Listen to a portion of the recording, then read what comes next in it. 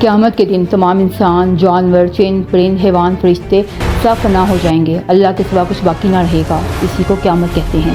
قیامت کی نشانیوں میں 6 نشانیاں حضور نے اور بیان کی بخاری مسلم۔ قیامت کی نشانیوں میں علم دین ختم ہو جائے گا، جہالت کی کثرت ہوگی، بے حیائی عام ہو جائے گی، مرد کم ہو جائیں گے، عورتیں زیادہ ہو جائیں گی، مال کی زیادتی ہوگی، عرب میں کھیتی، باغ، نہریں جاری ہوں گی، نہر فرات اپنے خزانے کھول دے گی، لوگ دوستوں سے میل جول رکھیں گے اور ماں باپ سے جدائی، بدکار اور نااہل سردار بنا دیے جائیں گے۔ جن لوگوں کو تن کا کپڑا نصیب نہ ہوتا تھا وہ بڑے بڑے محلوں میں رہیں گے، مسجد میں لوگ چلائیں گے، اسلام پر قائم رہنا بہت مشکل ہو جائے گا، وقت یعنی ٹائم میں برکت نہ ہوگی، ایک سال یعنی مہینے کے برابر، مہینہ ہفتے کے برابر اور ہفتہ صرف دن کے برابر ہوگا، اور دن تو ایسا گزرے گا جیسے کسی چیز کو آگ لگی اور وہ فوراً ختم ہو گئی، یعنی وقت بہت جلدی گزر جائے گا۔ اس وقت اسلام لانا بہت مشکل ہوگا، اس وقت دجال کا ظہور ہوگا، وہ نبوت کا دعویٰ کرے گا، حالانکہ نبوت ختم ہو چکی ہے، ہمارے پیارے نبی حضرت محمد صلی اللہ علیہ وآلہ وسلم کے بعد کوئی نبی نہ آئے گا۔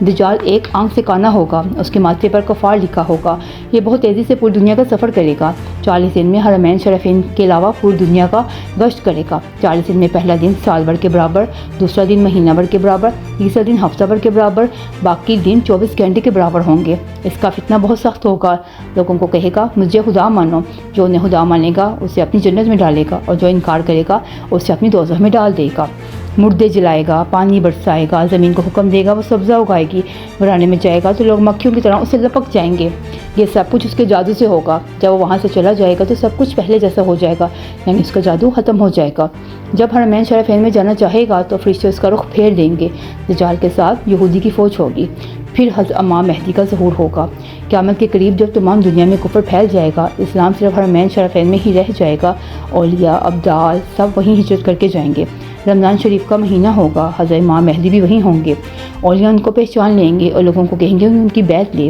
لیکن سب انکار کر دیں گے، پھر غائب سے آواز آئے گی یہ اللہ کا خلیفہ مہدی ہے، اس کی بات سنو اور اس کا حکم مانو، سب مسلمان ان کے ہاتھ پر بیعت لیں گے، پھر حضرت امام مہدی سب کو ملک شام لے آ جائیں گے، پھر حضرت عیسیٰ کا آسمان سے ظہور ہوگا، جب دجال ملک شام آئے گا تب حضرت عیسیٰ دمشق کی جامعہ مسجد کے مینار پر اتریں گے، جو صبح کا وقت ہوگا، فجر کی نماز کی اقامت ہو چکی ہوگی، حضرت امام مہدی نماز پڑھا رہے ہوں گے، ادھر دجال حضرت عیسیٰ کی سوز سے پگھلنا شروع ہو جائے گا، جیسے پانی نمک سے پگھلتا ہے، آپ کی سانس کی خوشبو وہاں تک جائے گی جہاں تک نگاہ پہنچتی ہے، دجال بھاگے گا، آپ اس کا پیچھا کریں گے، اپنا نیزہ ماریں گے، اس طرح اس کی موت واقع ہو جائے گی۔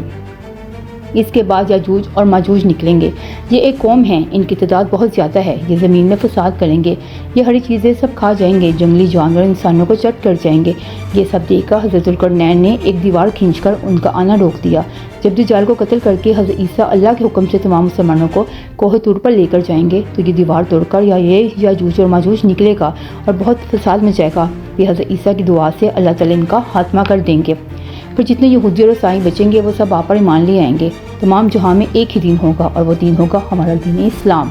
اس وقت بچے سانپ سے کھیلیں گے، شیر اور بکری ایک ساتھ چڑھیں گے، آپ نکاح کریں گے، اولاد بھی ہوگی۔ حضرت عیسیٰ کی وفات کے بعد جب قیامت آنے میں 40 برس رہ جائیں گے تب ایک ٹھنڈی خوشبودار ہوا چلے گی جو لوگوں کی بغلوں کے نیچے سے گزرے گی، تو اس کا اثر یہ ہوگا کہ مسلمانوں کی روح نکل جائے گی اور صرف کافر رہ جائیں گے، ان کافروں پر ہی قیامت آئے گی، تب کسی کے ہاں بچہ پیدا نہ ہوگا، یعنی 40 برس سے چھوٹا کوئی نہ ہوگا، کوئی اللہ کے کہنے والا نہ ہوگا، سب اپنی قوم میں مصروف ہوں گے، اللہ کے حکم سے حضرت اسرافیل سور پھونکیں گے اور پہلے اس کی آواز آہستہ ہوگی، بعد میں آواز تیز ہو جائے گی، لوگ جب آپ یہ آواز سنیں گے تو بے ہوش ہوتے چلے جائیں گے اور پھر مر جائیں گے، پھر آسمان، زمین، جن، فرشتے فنا ہو جائیں گے، اس وقت اللہ کے سوا کوئی نہ ہوگا، پھر حضرت اسرافیل کو دوبارہ پیدا کیا جائے گا اور سور پھونکنے کا حکم دیا جائے گا، وہ سور پھونکیں گے، تمام انسان، تمام جن، پرند، انسان دوبارہ سے زندہ ہو جائیں گے اور قبروں سے نکل آئیں گے، ان کا مال نامہ ان کے ہاتھ میں دیا جائے گا اور ان کو حشر کے میدان میں لایا جائے گا، زمین تانبے کی طرح ہوگی، سورج سر کے بہت قریب ہوگا، تو باغ ابل رہا ہوگا، پیاس کی شدت بہت ہوگی، لوگ سفارشی تلاش کریں گے، حضرت ابراہیم علیہ السلام کے پاس جائیں گے، وہ انہیں حضرت نوح علیہ السلام کے پاس بھیجیں گے، وہ حضرت نوح علیہ السلام کے پاس جائیں گے تو وہ انہیں حضرت موسیٰ علیہ السلام کے پاس بھیجیں گے، وہ حضرت موسیٰ علیہ السلام کے پاس جائیں گے تو وہ انہیں حضرت عیسیٰ علیہ السلام کے پاس بھیجیں گے، تو حضرت عیسیٰ علیہ السلام کے پاس جائیں گے تو وہ انہیں ہمارے خاتم النبیین حضرت محمد صلی اللہ علیہ وآلہ وسلم کے پاس بھیجیں گے، جب وہ حضرت محمد صلی اللہ علیہ وآلہ وسلم کے پاس جائیں گے تو وہ آپ کی شفاعت کے طلبگار ہوں گے، تو آپ فرمائیں گے میں تیار ہوں، وہ بارگاہ الہی میں سجدہ کریں گے، اللہ تعالیٰ فرمائیں گے اے محمد سر اٹھا، سنا جائے گا تیرا معاملہ، پھر حساب شروع ہوگا، اعمال تولے جائیں گے، اپنے ہی جسم کے ذا ہمارے خلاف گواہی دیں گے۔ زمین کے جس حصے پر جو عمل کیا وہ بھی گواہی دینے کو تیار ہوگی۔ نہ کوئی یار ہوگا، نہ کوئی مددگار ہوگا، نہ باپ بیٹے کے کام آئے گا، نہ بیٹا باپ کے کام آئے گا۔ اتنی بے بسی ہوگی، کوئی کسی کے کام نہ آئے گا۔ تب ہمارے کوئی کام آئے گا تو وہ صرف ہمارے نبی پاک حضرت محمد صلی اللہ علیہ وسلم ہوں گے، جو اپنے ماننے والوں کی شفاعت کریں گے۔ حضور کی شفاعت کئی طرح کی ہوگی۔ بہت سے لوگ آپ کی شفاعت سے بے حساب جنت میں چلے جائیں گے اور بہت سے لوگ دوزخ کے لائق ہوں گے، لیکن حضور کی سفارش سے دوزخ سے بچ جائیں گے۔ یہ قیامت کا دن 1000 برس کا ہوگا، لیکن اولیاء، صحابہ، شہداء، حجاج کے لیے یہ دن بہت ہلکا ہوگا۔ پتہ بھی نہ چلے گا یہ دن گزر جائے گا، جیسے کہ فرض نماز ہو۔ سب سے بڑی نعمت جو مسلمانوں کو ملے گی وہ اللہ کا دیدار ہوگا۔ اس کے بعد انسانوں کو اپنے اصل مقام کی طرف لے جایا جائے گا۔ کسی کے لیے عیش و عشرت والا مقام ہوگا جو جنت ہوگی، تو کسی کے لیے تکلیف اور عذاب والا مقام ہوگا جو جہنم ہوگی، جہاں تکلیف کی کوئی حد نہ ہوگی۔ اسے دوزخ کہتے ہیں۔ انکار کرنے والے کافر ہیں، جنت دوزخ موجود ہے۔ قیامت حشر میں حساب، ثواب، جنت، دوزخ سب کے وہی معنی ہیں جو مشہور ہیں، لہٰذا جو ان سے انکار کریں گے وہ منکر ہیں، وہ کافر ہیں۔ قیامت ضرور قائم ہوگی، اس کا انکار کرنے والا کافر ہے۔ حشر روح اور جسم دونوں کا ہوگا۔ جو کہیں گے کہ روحیں اٹھیں گی اور جسم زندہ نہ ہوگا وہ بھی کافر ہیں۔ جو روح جس بدن میں تھی اس کا حشر اسی روح میں ہوگا۔ ایسا نہیں کہ نیا بدن پیدا کیا جائے گا۔ مرنے کے بعد تمام باڈی پارٹس کو اکٹھا کیا جائے گا اور اللہ تعالیٰ اس سے دوبارہ انسان بنائیں گے۔ پھر اعمال کا حساب لیا جائے گا۔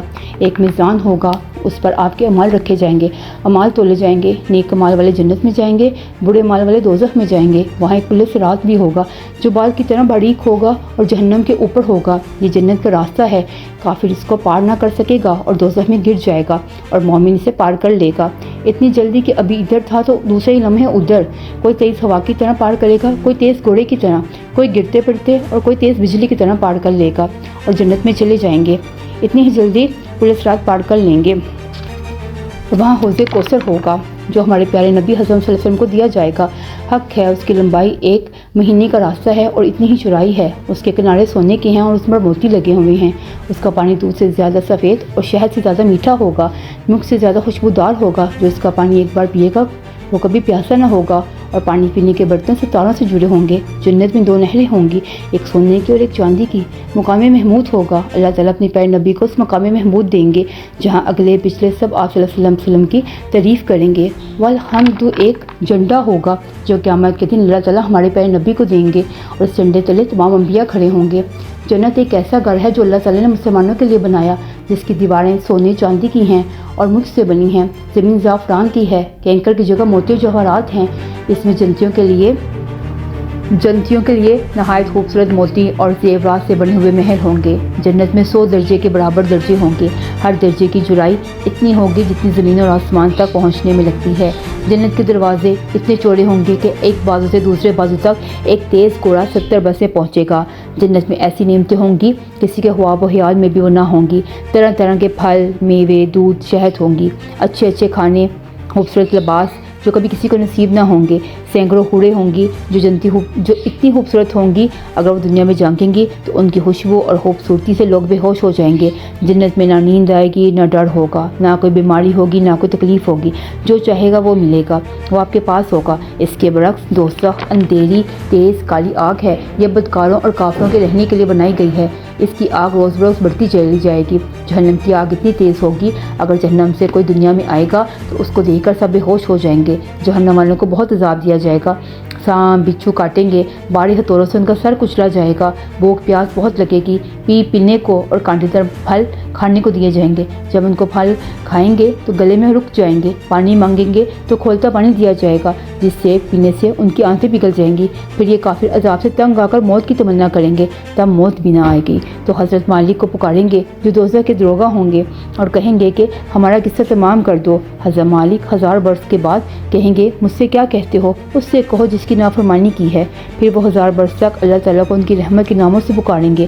اللہ تعالیٰ 1000 برس تک جواب نہ دیں گے۔ پھر اللہ تعالیٰ فرمائیں گے اسی جہنم میں پڑے رہو، مجھ سے بات نہ کرو۔ اس وقت کفار ہر طرح کی امید سے نا امید ہو جائیں گے، پھر گدھے کی طرح رونے لگیں گے، اتنا روئیں گے کہ ان کے آنسو ختم ہو جائیں گے، تو پھر خون کے آنسو روئیں گے، روتے روتے آنکھوں میں گڑھے پڑ جائیں گے۔ رونے سے خون اور پیپ اتنا ہوگا کہ اگر کشتی ڈالی جائے تو وہ بھی چلنے لگے۔ جہنمی اتنے بدصورت ہو جائیں گے کہ اگر وہ دنیا میں دیکھیں گے تو ان کی ڈرونی شکل دیکھ کر لوگوں کی جان نکل جائے گی۔